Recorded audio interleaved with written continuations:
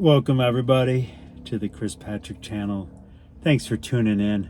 Hey, if you haven't subscribed, make sure you do if you're enjoying what I'm putting out there. And if you really like it, flip it and send it over to a friend or someone you know who might benefit from this. Also, a thumbs up is greatly appreciated.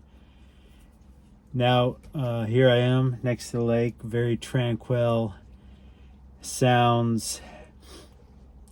So it's been, I think this is day 3 of my not drinking for 90 days. It's not my first rodeo hanging up alcohol, but every time I do stop, there's a different circumstance or situation on why. I can't say it's like, you turn the light switch off and you just go into sobriety or not drinking. There's lessons within each time. So it's not a waste, it's a benefit.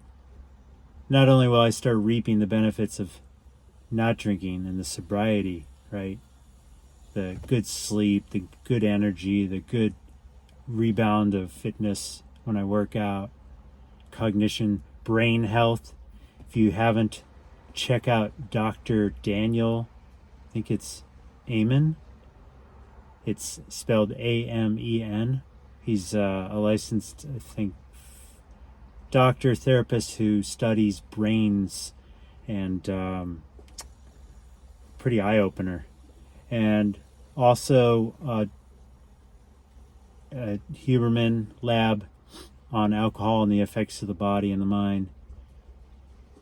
How am I feeling on day 3? I think where I'm at really is replacing that void.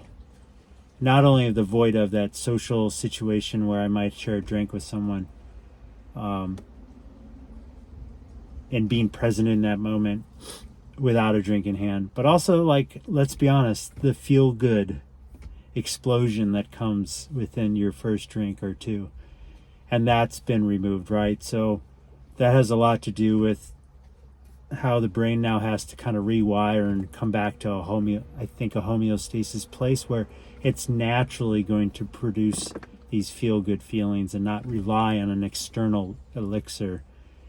So in the meantime, it's good to keep myself, preoccupied, have a lot of grace. In the past, when I've quit drinking, what's really helped me is just whatever means necessary to not drink, right?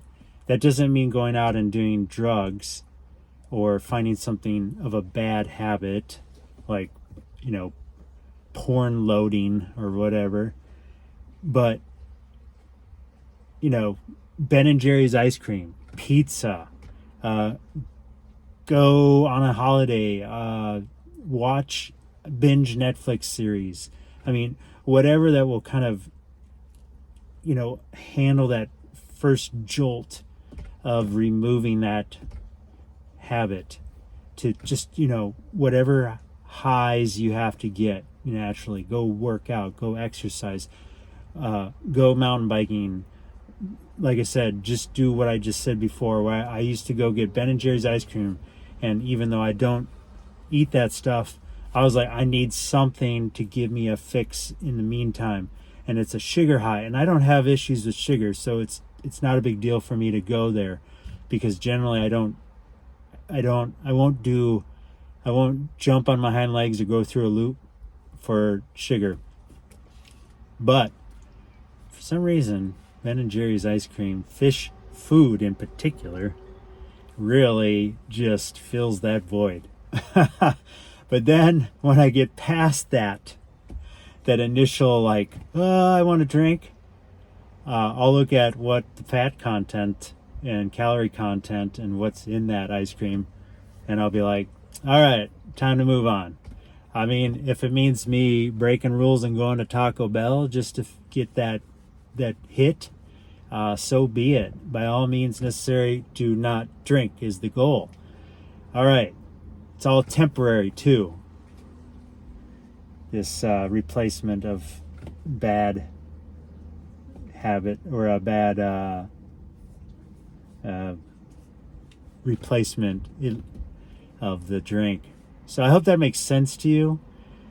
Is, you know, go to AA, call up friends, watch YouTube videos, listen to other people's testimonies.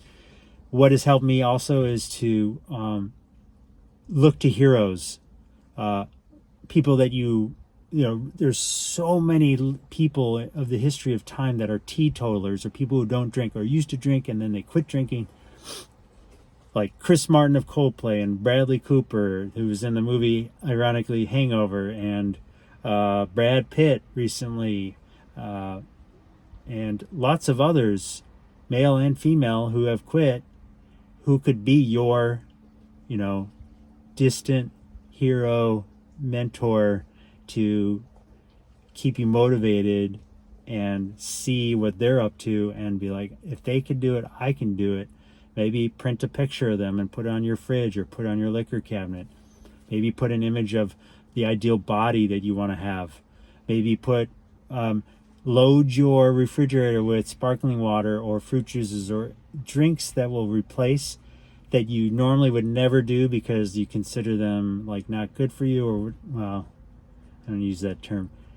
Drinks that you're like, that are non-alcoholic, that will just kind of replace that oral ritual of drinking. I hope this has helped. It's helped me, just getting it out there. I want to help you.